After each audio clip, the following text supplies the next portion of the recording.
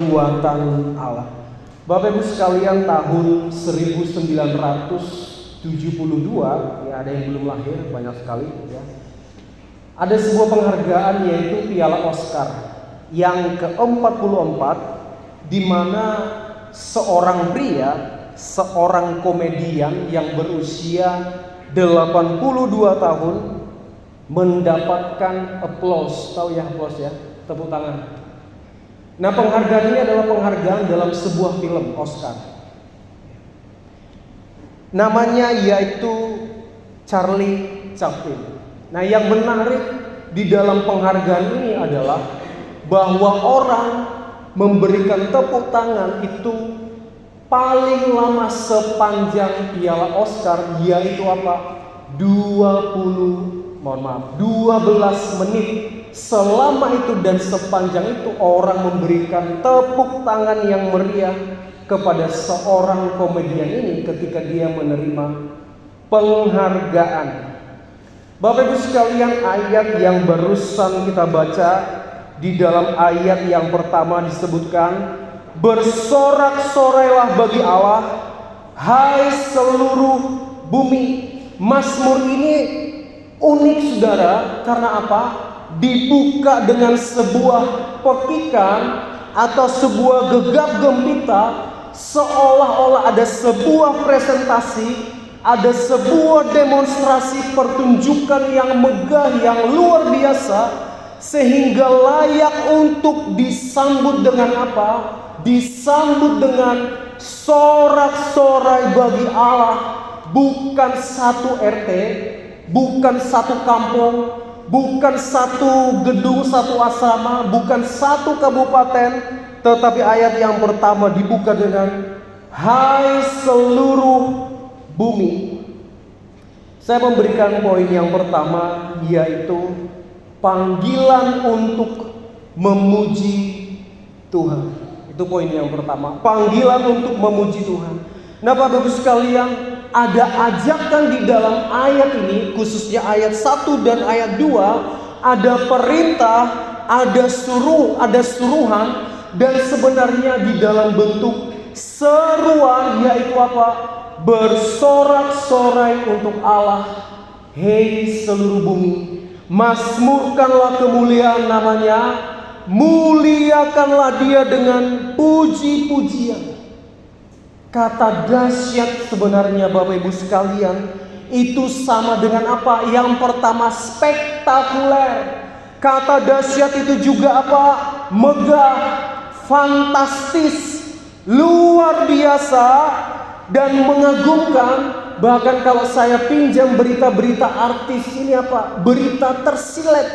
Wah, saya kadang kalau telepon kakak saya dari kampung, saya ngomong begini, Kak, ada berita tersilet enggak dari kampung, kan begitu ya.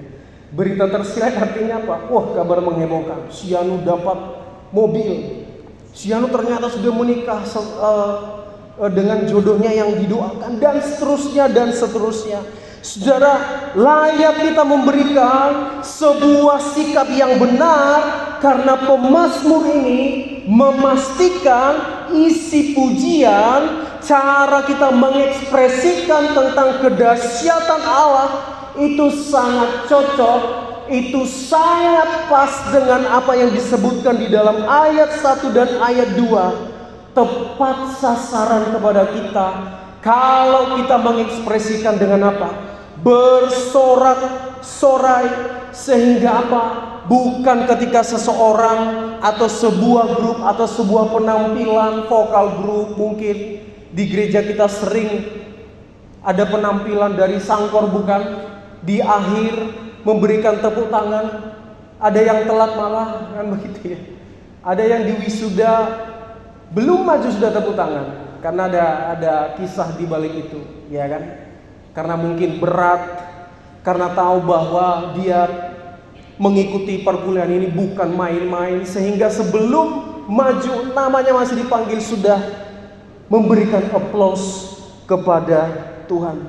Pemazmur memastikan orang-orang percaya untuk mengikuti sebuah susunan acara panduan tata cara bagaimana mengekspresikan rasa kekaguman hormat kita kepada Tuhan. Bersorak-sorailah. Bapak Ibu sekalian, di ayat yang ketiga dan yang keempat disebutkan di sini, katakanlah kepada Allah, betapa dahsyatnya segala pekerjaanmu, oleh sebab kekuatanmu yang besar, musuhmu tunduk menjilat kepadamu. Ayat yang keempat dilanjutkan, seluruh bumi sujud menyembah kepadamu dan bermasmur bagimu, memasmurkan namamu. Saudara-saudara, pemazmur belum menunjukkan bukti yang kuat di dalam ayat yang ketiga yang sampai yang keempat ini tentang kedahsyatan Allah. Di sini hanya apa? Katakanlah gambaran-gambaran tentang kedahsyatan Allah. Tetapi Bapak Ibu sekalian, dia begitu ngomong di ayat yang apa? Ayat yang kelima dia berkata, minta tolong dibacakan ayat yang kelima. Pergilah dan lihatlah pekerjaan-pekerjaan Allah. Ia dahsyat dalam perbuatannya terhadap manusia.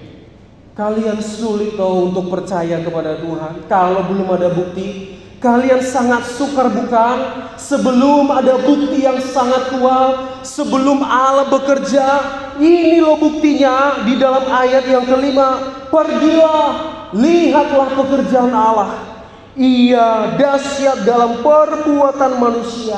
Di ayat yang ke-6 diberitahu Bapak Ibu sekalian, apa itu? Ia mengubah laut menjadi tanah kering. Anak-anak setia, saya mau tanya dulu, sudah pernah ke Pantai Kenjeran? Sudah ya?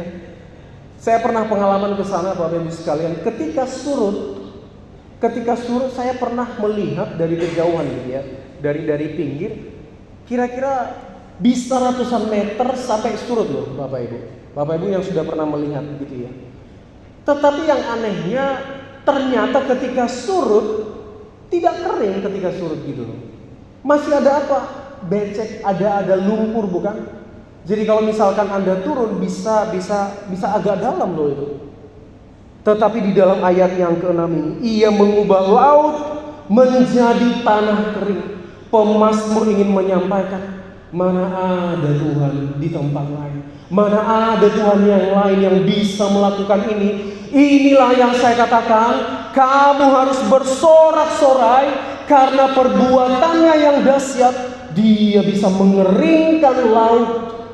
Saya pernah panen ikan lele di kampung saya dan sudah rutin.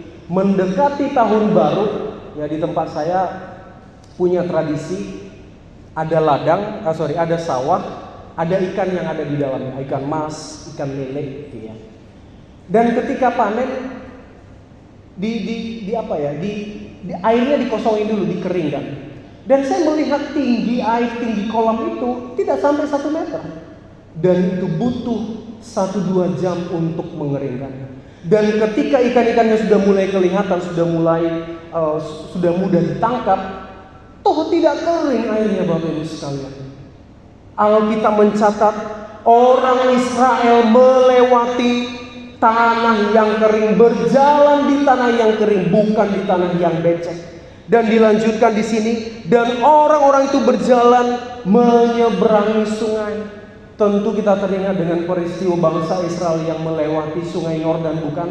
Bukan persoalan yang mudah, bukan sesuatu yang mudah untuk mengeringkan laut dan untuk mengeringkan sungai. Sehingga tidak berlebihan sekali lagi pemazmur untuk mengajak kita orang-orang percaya untuk memuji Allah oleh karena perbuatannya yang dahsyat. Siapa yang bisa membelah laut? Membelah durian saja banyak orang gagal Bapak Ibu Saudara. Beneran? Ya durian Medan, siapa itu? Ucok durian. Selalu pelanggan jarang yang saya mau pengalaman belah durian gagal juga. Saya ke Kalimantan, saya pernah belah durian, belah tengah Bapak Ibu. Bukan belah normal yang ini. Belah tengah saya suka seperti itu karena ribet. Ya kan? Belah laut siapa yang bisa Bapak Ibu Saudara? Kalau potong anggaran gampang. Potong uang jajan sangat mudah. Nah, Karena kondisi ekonomi begitu tidak menentu, uang jajan yang harusnya 15.000 menjadi 4.000. Ini pasti berita yang sangat menyedihkan bagi anak-anak. Bahkan anak-anak mahasiswa mungkin beritahu, nah mohon maklum ya, tanggal 1 sampai tanggal 5 biasanya sudah bunyi ya kan BRI banking di SMS. Untuk kali ini agak bergesernya agak jauh, nah mungkin agak di tengah. Itu bukan berita yang mungkin bisa ditangkap. Waduh, bagaimana ini? Apresiasi, respons, reaksi terhadap apa yang Tuhan kerjakan, tidak ada yang lain selain apa? Selain percaya. Selain takjub, selain kita berkata wow, selain kita berkata hebat sekali Engkau Tuhan, selain kita berkata dahsyat apa yang Engkau lakukan Tuhan, luar biasa apa yang Engkau lakukan. Karena tidak berlebihan kalau kita memberikan apa? Applause Tuhan, luar biasa. Penampilan orang-orang yang nyanyi, mungkin yang tampilan ada 1-2 kurang, kita masih memberikan tepuk tangan menghargai karena sudah berani tampil. Bagaimana mungkin kita tidak memberikan aplaus kepada Tuhan? Dia memiliki perbuatan yang dahsyat. Allah memanggil kita untuk memuji dan menyembah Tuhan. Amin Bapak Ibu sekalian. Karena Dia adalah Allah yang dahsyat. Poin yang kedua, minta tolong dibacakan. Ayat yang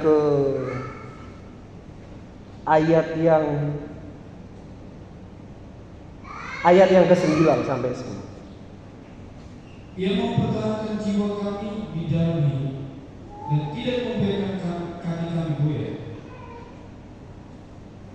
Sebab Engkau telah memuji kami, ya Allah, telah memurnikan kami seperti orang memurnikan perak.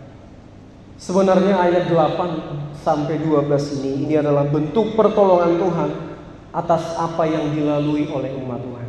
Bapak Ibu sekalian, di dalam ayat yang ke-9 dikatakan, tidak membiarkan kaki kami goyah, tidak membiarkan kami sempoyongan, sebenarnya di dalam bahasa yang lain, tidak membiarkan kaki kami tergelincir, tidak membiarkan kaki kami goyang, karena Allah yang menuntun umatnya, karena Allah yang menyertai kita. Bapak Ibu sekalian, permasalahan apa yang kita hadapi akhir-akhir ini? Ekonomi tambah sulit bukan? Harga semakin naik bukan? Banyak hal-hal yang mungkin berubah seketika itu dalam waktu yang dekat. Tetapi ayat ini berbicara tentang keamanan. Bagaimana Allah terus terlibat di dalam kehidupan kita. Di ayat yang ke-10 dikatakan, sebab Engkau telah menguji kami ya Allah, telah memurnikan kami seperti orang memurnikan perak. Pemazmur meminjam salah satu cara dari industri pengolahan logam. Dia menyebutkan memurnikan perak. Bapak Ibu sekalian, inilah gambaran ujian di dalam hidup kita. Inilah cara Allah untuk memurnikan kita.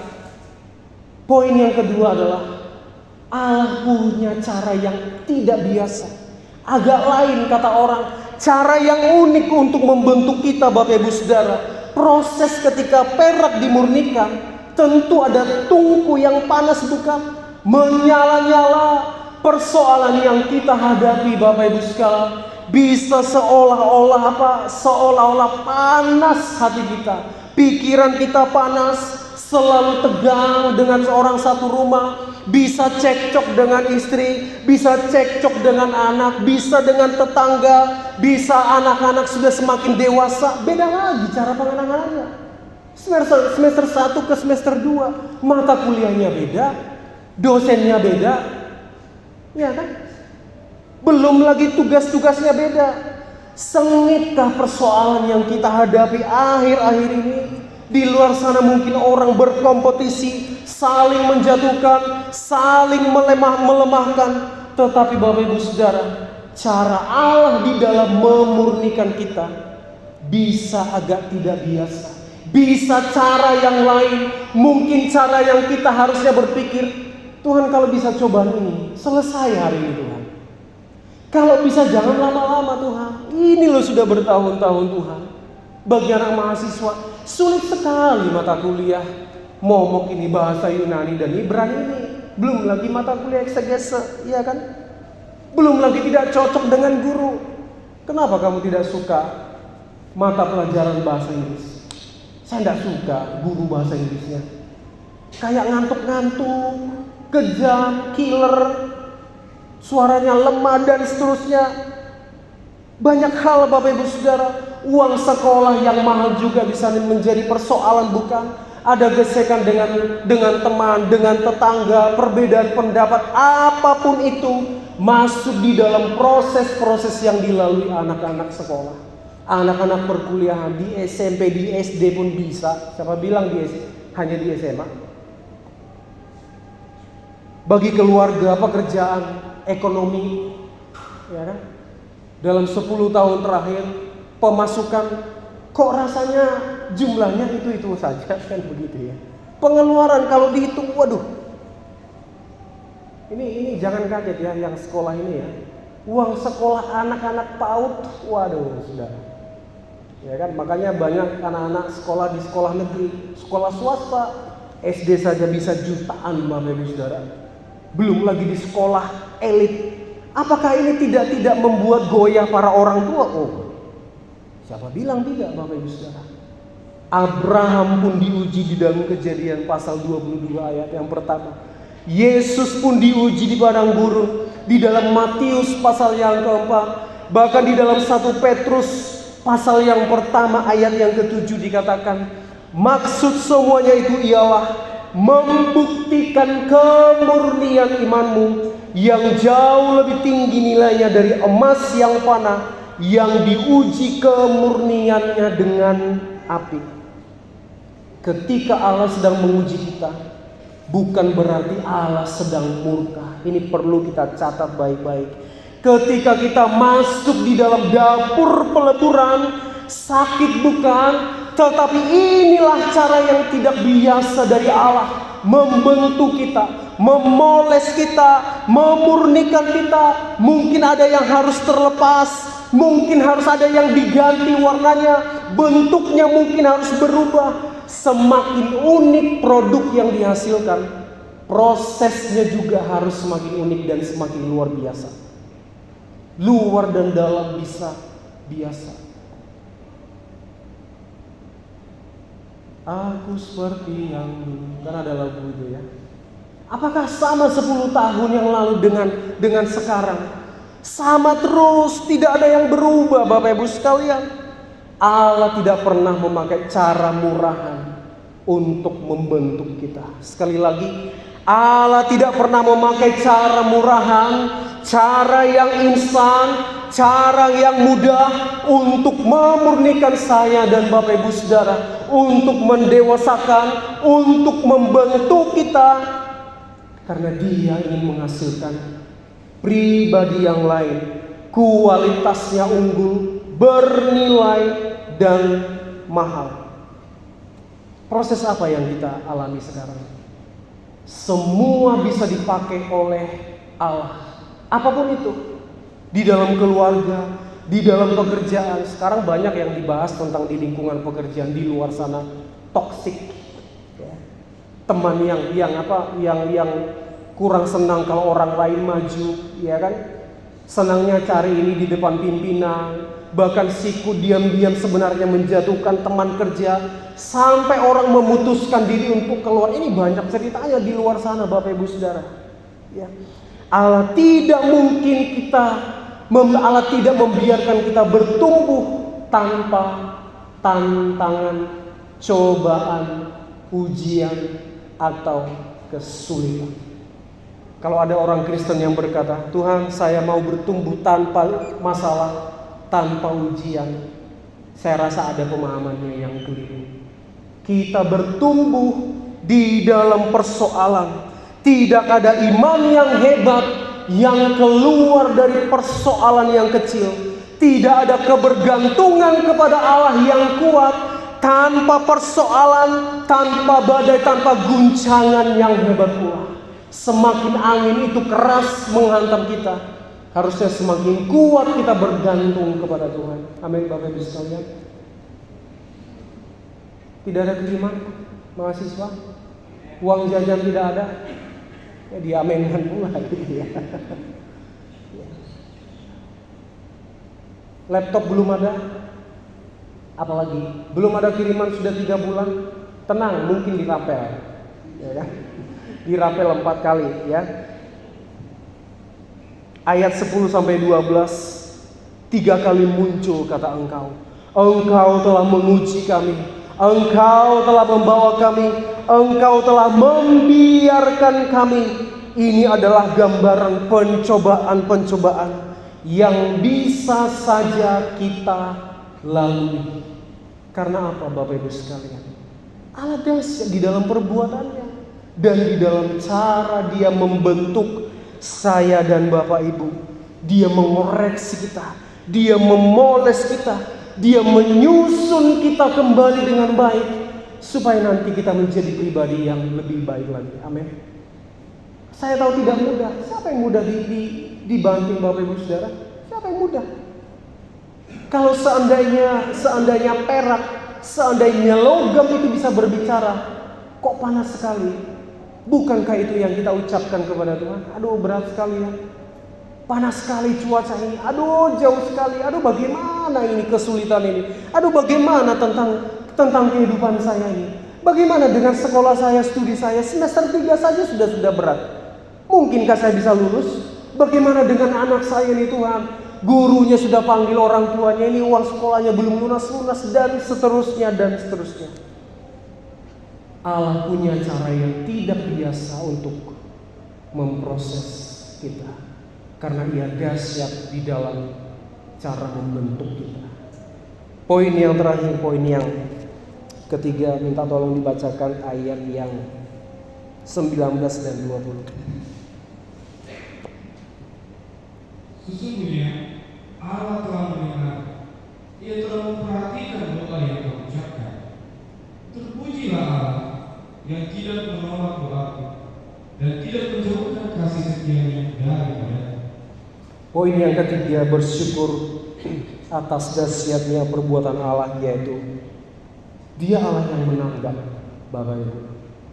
Dia Allah yang menanggap, Dia Allah yang responsif, Dia Allah yang mendengar kita. Dan ini hal yang perlu kita pegang baik-baik. Dia tidak pernah tinggal diam atas seluruh apa yang kita lalui, apa yang kita alami. Di tempat saya ada sebuah pabrik furniture. Kalau tidak salah, seingat saya yang meja, pokoknya pabrik furniture kayu. Dan pabrik ini kebakaran. Dan ketepatan saya saksi mata dan banyak orang lain yang melintas pada waktu itu. Saya sempat berhenti beberapa menit. Waduh Bapak Ibu Saudara, mengerikan kebakarannya. Saya tanya, mana pemadam kebakaran? Sudah OTW. Saudara Bapak Ibu, mungkinkah bisa lama 30 menit? Oh bisa jadi. Mungkinkah terhalang? Bisa jadi. Tetapi ada orang yang berkata, tidak ada harapan lagi nih. Dan ketika setelah beberapa jam, 1 atau 2 jam, masih terbakar pabriknya, dan ketika orang berkata, ini pasti miliaran kerugiannya. Bapak Ibu Saudara, kalau seandainya Allah berlambat-lambat menolong kita, kita sudah di ujung tanduk, tenaga kita sudah mau habis, sebenarnya kita sudah hampir mau jatuh. Kalau Allah tidak menanggap, bagaimana mungkin kita bisa bertahan? Sesungguhnya Allah telah mendengar, Ia telah memperhatikan doa yang kuucapkan. Terpujilah Allah yang tidak menolak doaku dan tidak menjauhkan kasih setia-Nya daripadaku. Siapa yang bisa terus tersedia pintunya bagi kita? Orang lain terus memberikan telinga untuk curhat kepada kita. Emang orang lain tidak punya masalah? Punya. Apa dia selalu punya waktu untuk mendengarkan keluh kesah kita? Tidak ada Bapak Ibu sekalian.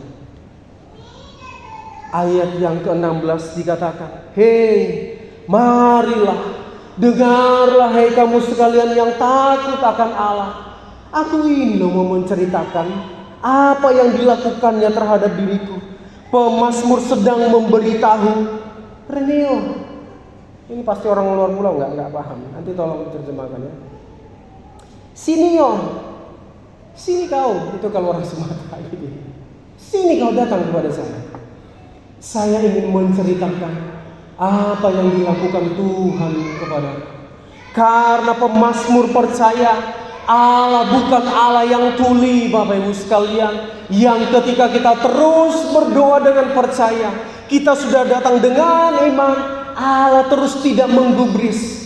Tetapi saya mau beritahu Bapak Ibu sekalian, Allah adalah Allah yang peka, Allah yang peduli, Allah yang tanggap.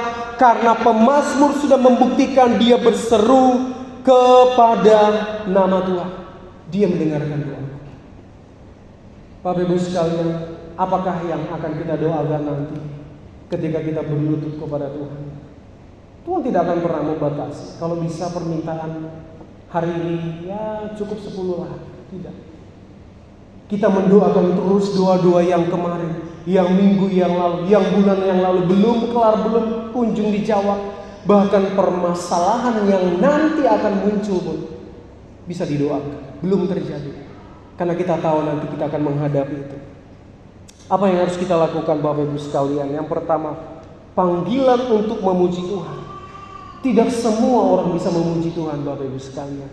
Bisa saja ketika orang mendapat sesuatu, telah mengumpulkan banyak, telah mencapai sebuah jabatan, telah mengumpulkan segini, barulah dia datang memuji Tuhan. Orang datang kalau pas Paskah, pas Natal, pas apa lagi? Pas tutup buka tahun, pas ketika doanya dijawab, saya mau datang ke gereja. Tetapi kalau kita terus bisa datang beribadah kepada Tuhan, berarti kita adalah orang-orang yang memenuhi panggilan Allah.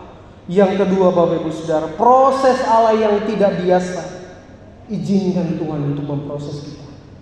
Izinkan Tuhan untuk membentuk kita Bapak Ibu sekalian, menjadikan kita seturut apa yang Ia pandang baik. Tuhan, saya mau berubah, tapi hanya di titik ini Tuhan. Saya tidak mau berubah di titik ini. Tolong Tuhan. Kalau saya harus disuruh mengampuni orang yang bersalah kepada saya, stop Tuhan, saya tidak mampu. Kenapa kita membatasi Tuhan? Kenapa kita membatasi bentukan Tuhan di dalam diri kita? Sakit ya saya paham. Mungkin kita mengeluh, oke. Tetapi Tuhan izinkan saya menerima proses bentukan ini Tuhan. Mampukan saya untuk melalui. Setidaknya itu doa kita yang kita naikkan kepada Tuhan. Dan yang ketiga, dia adalah Allah yang tanggap. Apa yang menjadi pergumulan kita Bapak Ibu sekalian? Terasa beratkah itu? Semakin beratkah pergumulan, kesulitan, masalah itu? Mengapa tidak Bapak Ibu sekalian? Dia adalah Allah yang benar-benar mau menjawab. Dia adalah Allah yang responsif. Dia Allah yang tanggap, Allah yang mau mendengar, dan Allah yang bisa menjawab seru doa kita. Bersyukur atas dahsyatnya perbuatan Allah. Amin untuk firman Tuhan. Kita nyanyikan sebuah pujian kepada Tuhan. Kau tetap Allah. Biar ini menjadi kerinduan kita saat nanti kita berlutut, kita merenungkan pujian ini dan merenungkan apa yang Tuhan proses dalam hidup ini. Apakah itu berat, pelik, dan sulit? Mari kita serahkan kepada Tuhan. Dia yang